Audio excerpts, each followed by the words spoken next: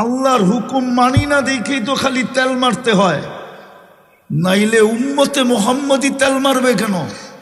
কোরআন যার জন্য এত কিছু বলে রাখছে, আজকে উম্মতে মুহাম্মদী সারা দুনিয়াকে তেল মারে, অথচ 70% অর্থ উম্মতে মুহাম্মদীর পায়ের নিচে।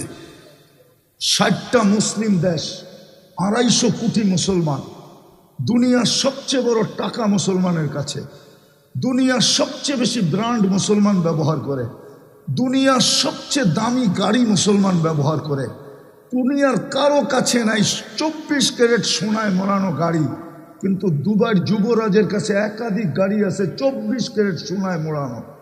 ব্রুনাইয়ের প্রেসিডেন্টের গাড়ি, এন্টার গাড়ি সোনার পার্সের বানানো। আমি গুইরা বলতেছি, মিডিয়া সেডিয়া না। মুসলমানের এই দুরবস্থা হবে কেন? ওরা কেন বিজাতির পায়ে তেল মারবে? সারা দুনিয়ার ইকোনমির চাবি মুসলমানের কাছে। ইচ্ছা করলে সারা দুনিয়াকে আধা ঘন্টার ভিতরে জাম করে দিতে পারে মুসলমান। সমস্ত শক্তি থাকা সত্ত্বেও মুসলমান খালি বিজাতির পায়ে তেল মারে কেন? আল্লাহর হুকুম মানে না, এই জন্যই তেল মারে। আল্লাহর ওয়াদা আছে, লা উসাল্লিতান্না আলাইকুম। আমি হাদিসের শব্দ দিতেছি, টঙ্গিতে বসা দিতেছি। টঙ্গীর উলামা বাংলাদেশের ভিতরে সবচেয়ে ফেমাস। লা উসাল্লিতান্না আলাইকুম, আল্লাহ বলে তোদের উপরে আমি চাপায়া দিব, চাপায়া। তারকুসু কামা ইয়ারকুসুল ওয়াহশিয়্যু ফিল বাররিয়া, জঙ্গলে চতুষ্পদ প্রাণীগুলা যেরকম ছুটতে থাকে, সবকিছু থাকা সত্ত্বেও তোরা খালি তেল মারতে থাকবি, তেল। আমার কথা বোঝেন, আমি সে জায়গায় চলে আসছি, আর লম্বা হবে না। হায় হায় হায়, সত্য এটাই। আওয়াজ না, আমি হাদিস দিতেছি। আল্লাহ নিজেই বলছে, লাউ আমারতুল আরদা লাবতালাআত কাফি বাতনিহা, আমি জমিনকে হুকুম দিতে দেরি, তোকে পা উঠাইতে দিবে না, এর আগে জমিন পেটের ভিতরে নিয়ে নিবে। আরেকটাও বলছে, লাউ আমারতুল মালাইকা লা আহলাকাতকা, ফেরেশতাকে হুকুম দিতে দেরি, জাগারটা জাগায় মাটির ভিতরে গাইরা দিতে দেরি করবে না। আরেকটাও বলছে, লাউ আমারতুল বাহরা লা আগরাকাতকা ফি কারিহা, সমুদ্রকে হুকুম দিতে দেরি, তোমাদেরকে তলদেশে নিতে দেরি করব না। কিন্তু এক জায়গায় বেজে গেছেন, এক জায়গার কারণে দিতেছেন না, শুধু বন্ধুর সাথে ওয়াদা করে ফেলছেন। মুহাম্মদুর রাসূলুল্লাহর চোখের পানির ইজ্জত রাইখা ফেলছেন। কাঁদতে ছিলেন, জিবরিল জিজ্ঞাসা করছে, আল্লাহ জানে, তারপরও দুনিয়াকে জানানোর জন্য জিজ্ঞাসা করছে, আপনি কাঁদেন কেন? বলছে, জিবরিল, কোরআন তুমি শোনাও, আমি শুনি, আমি শুনাই, তুমি শুনো। কোরআনে দেখতেছি সব জাতিকে আল্লাহ সমূলে ধ্বংস করে দিছে, আমারটিকেও এরকম সমূলে ধ্বংস করে দিবে? তা আল্লাহ পয়গান পাঠাইছে, বন্ধু আপনারটাকে করব না। আর করব তো কি করে? আল্লাহ শানে এই শব্দ ব্যবহার করা যায় না। আপনারটা করব তো করব কি করে? সমীহা বলতেও তো একটা জিনিস আছে, আপনি ওদের মাঝে থাকবেন আর আপনার উম্মত আমি ধ্বংস করব কি করে? আমাদের নবীজি মদিনা মুনাব্বারায় আছেন, বা হায়াত, হায়াতুন নবী কবরে জীবিত আছেন, ওনার কারণে বেঁচে গেছি। নাইলে আমরা লাল কার্ড পাওয়ার যোগ্য হয়ে গেছি বহুত আগে। আমার কথা ভালো মতে বোঝেন, 24 ঘন্টা আল্লাহটা ভোগ করি। শুধু পানির মতো দামে অক্সিজেনের বিল দিতে হইলে 16,500 টাকা ডেলি বিল দিতে হতো। এই শ্রমিক পেশার মানুষগুলাকে জিজ্ঞাসা করি, কয় টাকা বেতন পান? কয় লাখ টাকা মাসে বেতন? কয় কোটি টাকা মাসে বেতন? প্রতি মাসে তো 4,95,000 টাকা বিল দিতে হতো শুধু অক্সিজেনের। কে বিল দেয়? কে বিল মাফ করে দিছে? হ্যাঁ, কে বিল মাফ করে দিছে? ভালো মতে বোঝেন। এই জন্যই বলছিলাম, প্রস্তুতি নিয়ে যেতে হবে, তৈরি হয়ে যেতে হবে, গুছায়া যেতে হবে। আগে জানি কি শব্দ বলছিলাম? প্রথমে সমাধান করে যেতে হবে। সমাধান করে যেতে হবে। এটার জন্যই, সমাধানের জন্যই এই ছোট জীবনটা, এটার জন্যই আপনার মুসলমানের ঘরে জন্ম, এটার জন্যই আপনি উম্মতে মুহাম্মাদি। এত বড় ক্রেডিট কার্ড আপনার কাছে, যাকে দেখলে সমগ্র সৃষ্টি সেলুট দেয়। আপনি জানেন না আপনাকে দেখলে কে সেলুট দেয়? আপনি জানেন না আপনাকে দেখলে কে সমাধান সমীহা করে? আপনি জানেন না আপনাকে দেখলে কোন সৃষ্টি শ্রদ্ধা করে? শুধু উম্মতে মুহাম্মদি হওয়ার কারণে, শ্রেষ্ঠত্বের মুকুট মাথার থাকার কারণে। বিদায় আমি যেটা বুঝাইতে চাইতেছি ভালো মতে বোঝেন, কাজে দিবে। প্রথমেই বুঝাইতে চাইতেছিলাম 24 ঘন্টা মাফ করার জন্য ডাকে, 24 ঘন্টা কাছে নেওয়ার জন্য ডাকে।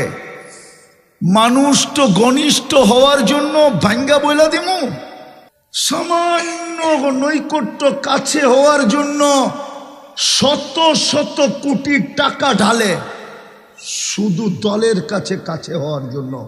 আল্লাহ তো ডেলি ডাকে ওয়াসজুদ ওয়াক্তারিব।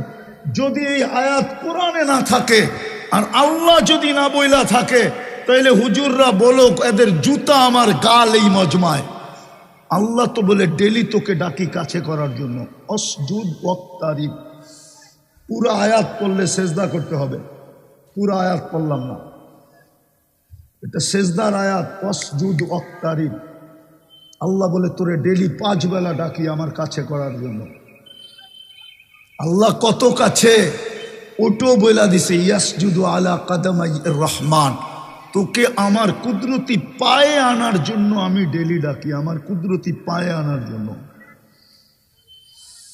পরশ পাথরের ছোঁয়া লাগলে যদি লোহা সোনা হইতে পারে, ও যুবক বল না তুই আমাকে, কুদরতি পায়ের ছোঁয়া লাগলে তুই রূপা হবি না লোহা হবি?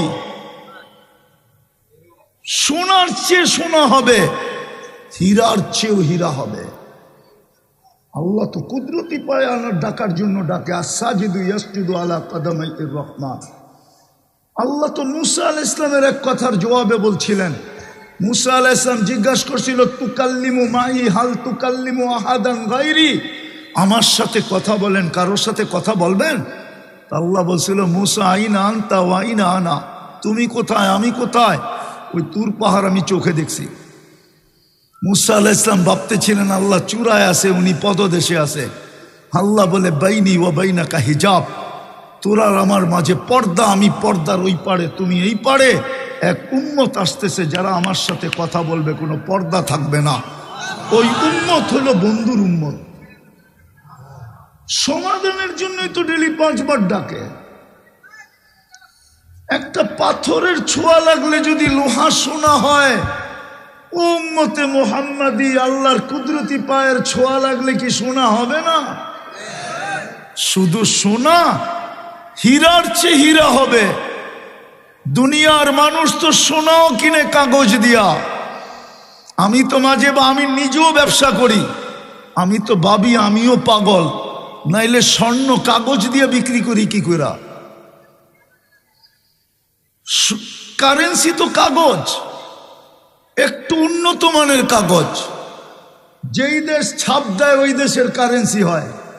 আমেরিকা ছাপ দিছে তো ডলার নাম হয়েছে, ইংল্যান্ডে ছাপ দিলে পাউন্ড নাম হয়, ইউরোপে ছাপ দিলে ইউরো নাম হয়, মালয়েশিয়ায় ছাপ দিলে রেঙ্গিত হয়, সৌদি আরব ছাপ দিলে রিয়াল হয়, কুয়েতে ছাপ দিলে দুনিয়ার সবচেয়ে দামি টাকা দিনার হয়। কাগজ তো, মানুষ তো সোনাও বেচে কাগজ দিয়া, কিনেও কাগজ দিয়া। আল্লাহ তো বলে তোকে কিনবো আমি জান্নাত দিয়া। জান্নাত তো কাগজ না, আর কাগজ তো কারো জেবে থাকে না, চিরদিন থাকে না। নাইলে সকালবেলার ধনী সন্ধ্যাবেলা ফকির হয় কি করা? সন্ধ্যাবেলার ধনী সকালবেলা ফকির হয় কি করা? আমার দেশের প্রবাদ বাক্য হইল কি করা, সকালবেলার ধনীরে তুই ফকির সন্ধ্যাবেলা, সন্ধ্যাবেলার ধনীরে তুই ফকির সকালবেলা। দুনিয়ার কাগজ তো কারো জেবে থাকে না। জান্নাত তো চিরদিনের জন্য ছিল, আন তাহইয়া ফালা তামুতু আবাদা, চিরদিন থাকবে, মৌত কোনোদিন আসবে না।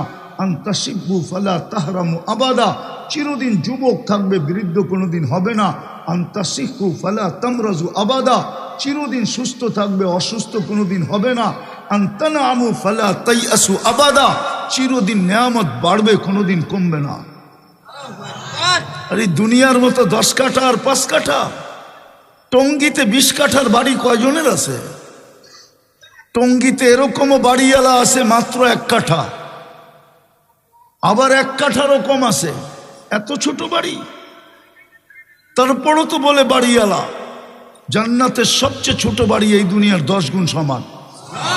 ওটা কোনো বাঙালি পাবে না, ওটা যে পাবে হাদিসে ওর নাম লেখা আছে। এত বড় জান্নাত দিয়ে তো কিনবে, এত বড় রাজত্ব তো দিবে। মন্ত্রী পরিষদই তো হবে 70,000 ফেরেশতা।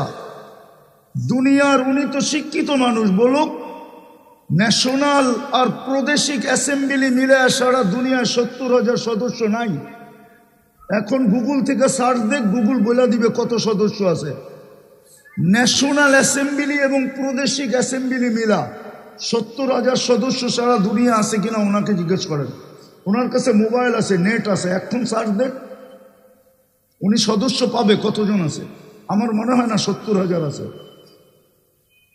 70,000 নাই, আপনার রাজত্বে তো 70,000 মন্ত্রী পরিষদ হবে। 70,000 উযারা মিনাল মালাইকা। হায় হায়, এই দুনিয়ার কাপড় চোপড়, হায় হায় হায়। এই জন্যই বলতেছিলাম সমাধান নিয়ে যেতে হবে এখান থেকে। সমাধানের জন্যই ছোটটা জীবন, নাইলে কপালে মারতে হবে। মাটি নিয়ে খুশি, অথচ মুসলমানের ঘরে জন্ম, অথচ উম্মতে মুহাম্মাদি। দুটোটাই সিলেকশনের মাধ্যমে, একটাও ইলেকশন না। মুসলমানের ঘরেও আসছি আল্লাহর সিলেকশনের মাধ্যমে। উম্মতে মুহাম্মাদি হয়েছি প্রথম সিলেকশন, পরে আগে বাছাই, পরে সিলেকশন। কুদরতি হাতে বাছাই করছে। সমাধানের জন্য এই জীবনটা, নাইলে ওই আল্লাহওয়ালার কথা সত্য হবে, কসম খোদার সত্য। আধ্যাত্মিক শক্তি নাই, নাইলে দেখায় দিতাম। টঙ্গীর সবচেয়ে বড় কবরস্থানে নিয়ে দেখায় দিতাম যে 24 ঘন্টা মাপ চাইতেছে, কিন্তু আল্লাহ তাকায় দেখেন। কোরআন বলে 1000 বৎসর পরে 1000 বৎসর টানা চিৎকার দিতে থাকবে। তারপরে কোরআন বলে, ফেরেশতা বলবে কালুক সাউফিহা ওয়ালা তুকাল্লিমুন, আজকের থেকে চিৎকারের শক্তি হরিত, ছিনায় নিয়ে নেওয়া হলো, চিৎকারও দিতে পারবে না। নাক্তিমু আলা আফওয়াহিহিম, মুখে মোহর মেরে দিবে। আল্লাহ বলবে এত ক্ষুদ্র জিনিসের দ্বারা তোকে দিতে চেয়েছিলাম। বয়সটা কত? 60-70 বছর। কয়দিন বাঁচবেন? এই উম্মতের তো 70 বছরের হিসাব আল্লাহ নিবে না। ওলামা বলুক নিবে কিনা। প্রথম 15 বছর তো মাপ, এই বাচ্চার 15 বছর তো মাপ। প্রাপ্ত বয়স্ক যতক্ষণ পর্যন্ত নারী পুরুষ না হয় নিষ্পাপের খাতায় লেখা থাকে। বলুক হুজুররা হিসাব নিবে কিনা। দ্বিতীয়ত যতক্ষণ ঘুমানো থাকি কলম উঠানো থাকে, আমাদের বিরুদ্ধে কিচ্ছু লেখা হয় না। চাই গুম 27 বছর হোক। সৌদি রুবরা 27 বছর ঘুমায় মারা গেছে, কোনো মুফতি ফতোয়া দিতে পারবে না ওর নামাজ কাজা করতে হবে, ওর নামাজের ফেদিয়া দিতে হবে, ওর বিরুদ্ধে আল্লাহ ক্লেম করবেন না। কলম উঠানো। 309 বছর ঘুমাইছে আসহাবে কাহাফ। এত বড় শক্তি কার আছে যে 309 বছর আগে ফতোয়া দিবে যে নামাজ কই, রোজা কই? কেন? মাফ, এটা কিচ্ছু লিখবে না, কোনো হিসাবের খাতায় আসবে না। বাকি কতটুকু রইল? এটারই তো সমাধান চাইতেছেন, এটাই তো গুছানো চাইতেছেন, এটার জন্যই তো প্রস্তুতি নিতে বলতেছেন। চিরদিন যে গেছে আজ পর্যন্ত ফিরে আসা। টেকনোলজি বড় উন্নত, আমি মানি। হ্যাঁ, মঙ্গল গ্রহের প্রাণীর তালাশ চলতেছে, মঙ্গল গ্রহে প্রাণী আছে কিনা, জীবন ওইখানে পাওয়া যাবে কিনা। আমি মানি দুনিয়ার থেকে বসে ওইখানে তালাশ করা সম্ভব, 2.5 হাত মাটির নিচের খবর নেওয়া সম্ভব না। আজ পর্যন্ত টেকনোলজি আসে নাই, কোনোদিন টেকনোলজি আসবে না। লেখা রাখেন এই টেকনোলজি আল্লাহ দিবে না মানুষকে। বিদায় আসেন, সুযোগ এখনো আছে। আরেকটা কথা বলি, যদি বুঝে আসে, আল্লাহ আমাদের অপেক্ষায় থাকবে, এটা আল্লাহর অঙ্গীকার। কতদিন থাকবে এটাও বলে দিছেন। বন্ধু, আপনার দিকে তাকায় আপনার উম্মতের জন্য আমি কণ্ঠনালীতে রু আসার পূর্ব মুহূর্ত পর্যন্ত অপেক্ষায় থাকব। আল্লাহ কিসের অপেক্ষা? হাত উঠায় কিনা এই অপেক্ষা, মাপ চায় কিনা এই অপেক্ষা, তওবা করে কিনা এই অপেক্ষা। আল্লাহ গুনার দিকে দেখব না, হাত উঠাইতে দেরি, মাপ করতে দেরি করব না। কেননা আল্লাহ রসুলের সাথে আল্লাহর অঙ্গীকার আছে, সাউফা ইউতিকা রাব্বুকা ফাতারদা, আপনাকে আমি রাজি করে ছাড়ব। লা ইউখজিকা ফি উম্মতি, আপনার উম্মতের ব্যাপারে আমি আপনাকে লজ্জিত করব না, উম্মতের কারণে আপনাকে আমি লজ্জিত করব না। এই অঙ্গীকার হাদিসে আছে। বিদায় আল্লাহ অপেক্ষায় আছে, ফিরে আসবে। হায় হায়, তারপরও তো আল্লাহ চিনি না, রসুল চিনি। এই উম্মত তো রসুল চিনে না। কে 23 বছর চোখের পানি জড়াইলো এটাও জানে না। কে দুনিয়ার থেকে কাঁদতে কাঁদতে গেল আমাদের জন্য সেটাও জানে না। কে কবরে এখনো কাঁদতেছেন আমাদের জন্য এটাও জানে না। কবর থেকে যিনি কাঁদতে কাঁদতে উঠবেন আমাদের জন্য ওইটাও জানে না। কিয়ামতের মাঠে যখন সবাই ছুটবে আর শুধু নিজের চিন্তা করবে, নাফসি নাফসি বলবে, নবী, রসুল, ফেরেশতা, এমনকি জিবরিল পর্যন্ত বলবে সাল্লিম সাল্লিম, ওই দিন কে আমাদের জন্য চিৎকার দিবে, উম্মতি উম্মতি বইলা উম্মত এটাও ছিল। যদি চিনত তাহলে আমার দেশে কাদিয়ানি আসতো কি করে?